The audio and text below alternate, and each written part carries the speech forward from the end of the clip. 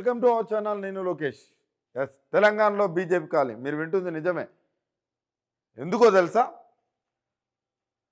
తెలంగాణలో BJP party మేము అన్ని గెలుస్తాం ఇన్ని గెలుస్తామని మేకవన్న పులిలా వ్యవహరిస్తుంది. ఎందుకు అని అంటే వాళ్ళు గెలిచే యోచన ఎక్కడ కనిపిస్తలా.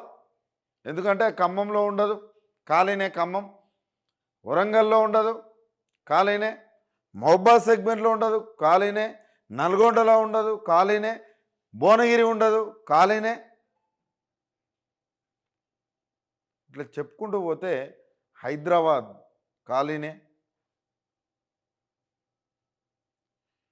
అటు పోతే నిజామాబాద్కు సంబంధించి ఎంపీ అరవింద్ని పసుపు బోర్డు ఎక్కడా అని నిలదీస్తున్న పరిస్థితి. ఇప్పుడు పసుపు బోర్డు ఎక్కడ అంటే స్పైసీ బోర్డు వచ్చింది దానికంటే పెద్దదని అంటాడు. అరే బాబు, నాకు దానికంటే పెద్దది వద్దు, మాకు పసుపు బోర్డే కావాలని అక్కడ రైతులు చాలా ఆగ్రహంగా ఉన్నారు. ఒక విధంగా చెప్పాలంటే నిజామాబాద్కు సంబంధించి కవిత లిక్కర్ స్కామ్లో కూడా బీజేపీ ఒక గేమ్ ఆడుతుందని, అది అరవింద్ను గెలిపించడం కోసమే గేమ్ ఆడుతుందనే ఆరోపణ కూడా చాలా బలంగా ఉన్నది. అదేవిధంగా బండి సంజయ్కి ఆడి వరకు వస్తే, బండి సంజయ్ విషయానికి వస్తే, ఆయనేమో పొద్దున్నేస్తే మనం ఏ దేవునికి మొక్కుతామయ్యా, సోమవారం ఏ దేవునికి మొక్కుతాం, మంగళవారం, బుధవారం, గురువారం, శుక్రవారం, శనివారం, ఆదివారం ఏ దేవులకు మొక్కుతామయ్యా అనే ఒక వివరణ తప్ప ఆయన కరీంనగర్కి ఒరగబెట్టింది ఏం లేదు. ఆల్రెడీ ఆయన అక్కడ పోటీ చేసిన ఓడిపించిన సందర్భం. ఇక మహబూబ్నగర్కి సంబంధించి జితేందర్ రెడ్డిని కాదంటే జితేందర్ రెడ్డి పోయి కాంగ్రెస్లో జాయిన్ అవ్వడం జరిగింది. అదేవిధంగా ఈరోజు మక్తల్ నుంచి పోటీ చేసిన వాళ్ళ ఎమ్మెల్యే అభ్యర్థిగా పోటీ చేసిన వ్యక్తి కూడా ఈరోజు కాంగ్రెస్ వైపు వెళ్ళిపోవడం జరిగింది. అంటే బీజేపీ తెలంగాణలో ఖాళీగా ఉన్నప్పటికీ కూడా పక్కనున్న బీఆర్ఎస్ పార్టీల నుంచి తీసుకొని వాళ్ళని వ్యక్తులను చేస్తుంది తప్ప బీజేపీ ఖాళీ. మీకు తెలుసు, కూన శ్రీశైలం గౌడ్ ఆయన 1,00,000 ఓట్లు ఆయనే తన ఎమ్మెల్యే అక్కడ సెకండ్ ప్లేస్, ఎమ్మెల్యే ఎన్నికల్లో ఆయన సెకండ్ ప్లేస్ ఉన్నారు. ఆయనే బీజేపీని కాదని వెళ్ళిపోయాడు. అంటే అసెంబ్లీ ఎన్నికల నుంచి మొదలు పెట్టుకుంటే వివేక్ కావచ్చు, రాజగోపాల్ రెడ్డి కావచ్చు, విజయశాంతి కావచ్చు, బాబు మోహన్ కావచ్చు. ఇక బాబు మోహన్ అయితే ఘోరాతి ఘోరంగా ఏంటంటే ఆయన బీజేపీని విడిచి బీజేపీ కంటే ప్రజాశాంతి పార్టీ కే పాల్ ఆయనకు బీజేపీ కంటే అదిగా అవపడింది. బీజేపీ కంటే ప్రజాశాంతి పార్టీ గొప్పదని బీజేపీ నాయకులు భావిస్తున్నారు.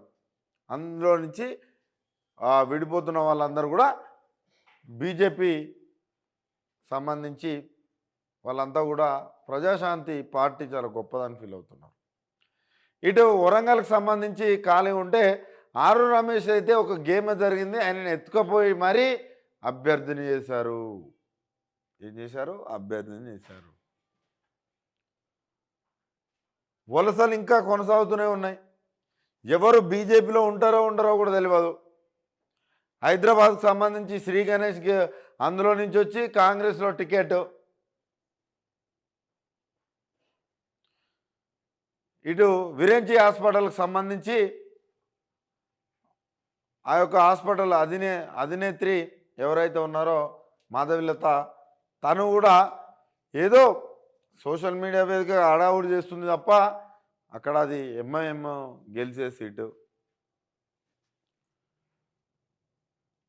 ఇప్పుడు ఎంతో కొంత ఉన్న ప్లేస్లో కూడా మల్కాజ్గిరిలో అది బీజేపీ ఓట్ బ్యాంక్ కాదు. అక్కడ కొంత ముందంటే అది ఈటల రూపంలో ఉంది. కానీ ఈటల కూడా గతంలో నన్ను పొంగులేటి కావచ్చు, జూపల్లి కావచ్చు, నేను ఆహ్వానించడానికి పోతే మీరే రాండి అని ఆహ్వానించారని చెప్పిండు.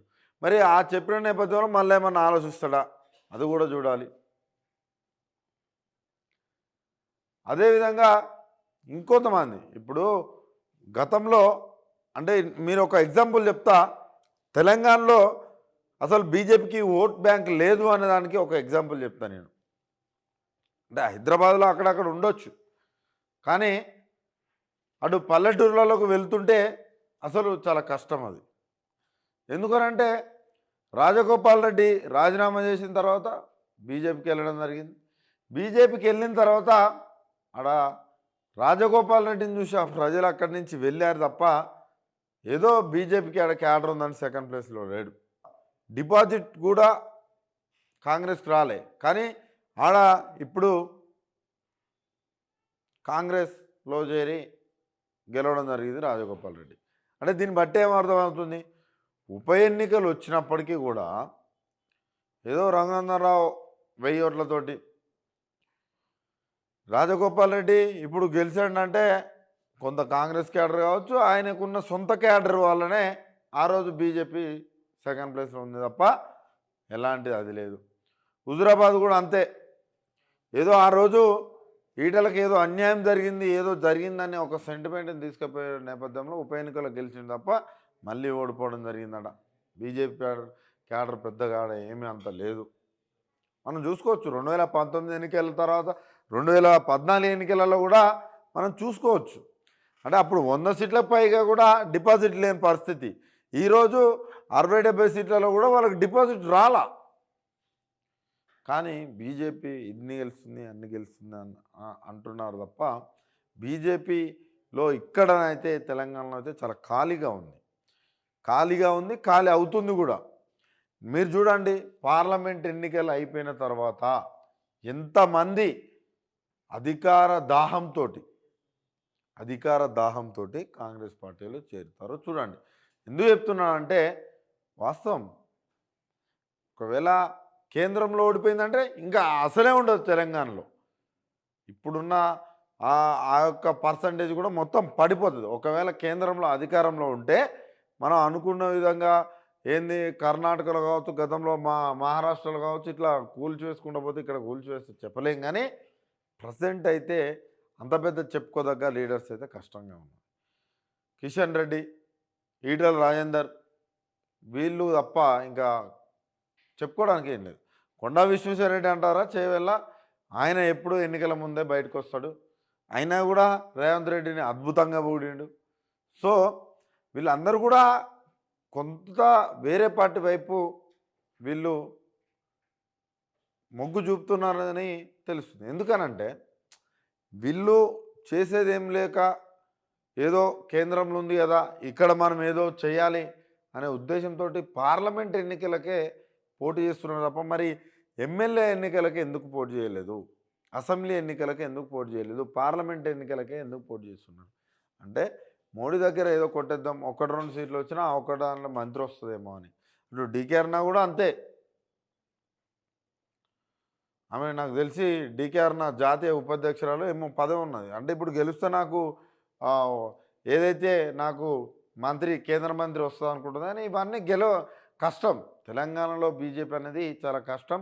ఇప్పుడు ఏదైతే మక్తల్ నుంచి ఆయన జితేందర్ రెడ్డి వీళ్ళందరూ కూడా పార్లమెంట్ ఎన్నికల దగ్గర పడుతున్న వేళ ఇంకా చాలామంది కూడా జాయిన్ అయ్యారు. ఇంకెంతమంది వస్తారో ఎన్నికలు దగ్గర పడుతున్న వేళ ఎంతమంది కూడా కాంగ్రెస్ వైపు పోతారో కూడా తెలుస్తలేదు.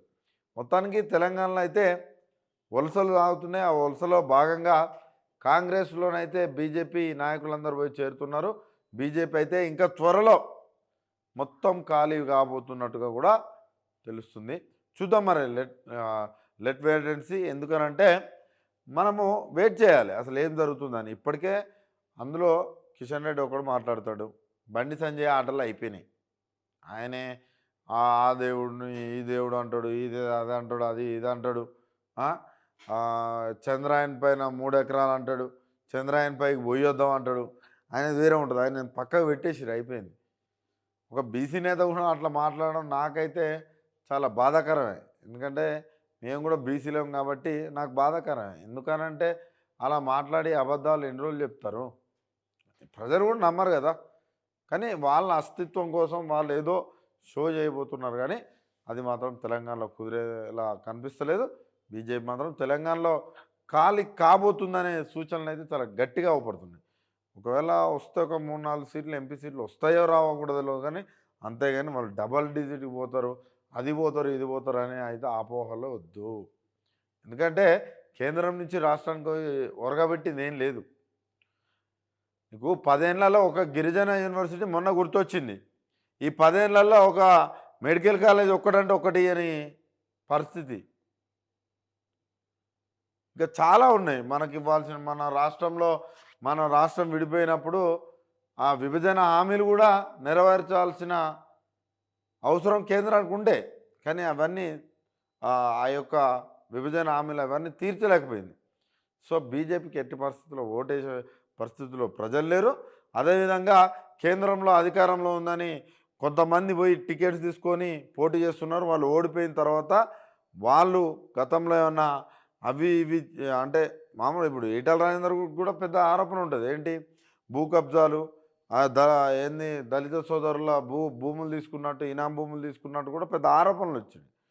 మరి వాటిని కాపాడుకోవడానికి అందులోకి పోయిందనే పెద్ద ఆరోపణ ఉంది. కాబట్టి అట్లా వీళ్ళేమైనా కాపాడుకోవడానికి పోయిర్రు అనుకోవచ్చు. కానీ ఎట్టి పరిస్థితుల్లో బీజేపీకి వెళ్తానైతే ఎవరు కూడా పార్టీ మారతలేరు.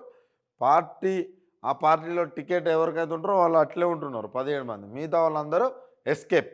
సో తెలంగాణలో బీజేపీ ఖాళీ కాబోతుంది ఆఫ్టర్ ఎలక్షన్.